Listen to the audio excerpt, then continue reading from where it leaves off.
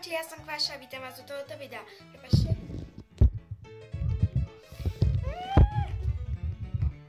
Dobre, tak. Vítam vás u tohoto videa a toto video je Ask. Tak. Toto je Ask a je to môj prvý Ask a dúfam, že sa vám bude video páčiť. Takže môžeme ísť na prvú otázku. Prvá otázka. Koľko ročného máš brata? Môj brat nemá ani rok, ale má 11 mesiacov. Chcela by si byť jedináčikom? Nie, lebo ja som chcela práve že brata a som strašne z neho happy. Aj keď niekedy neposlúcha. Aký je tvoj obľúbený film? Môj obľúbený film sú Podfukári, aj včera to bolo na Markíze a je to topka. Ako sa máš? Mám sa dobre a tieto otázky sú ináč z Messengera. Mi písali decka. A ďakujem vám za to. Rebečka, Miška, Emka a ďalšia Miška, Kika. Čiže tak. A mám sa dobre. Čítaš knihy? Ak áno, tak aké? Čítam knihy a čítam dve knihy. Jednu knihu od Goga a druhú...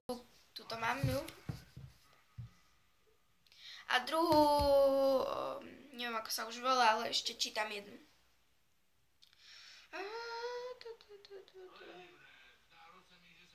Hrávaš na počítači?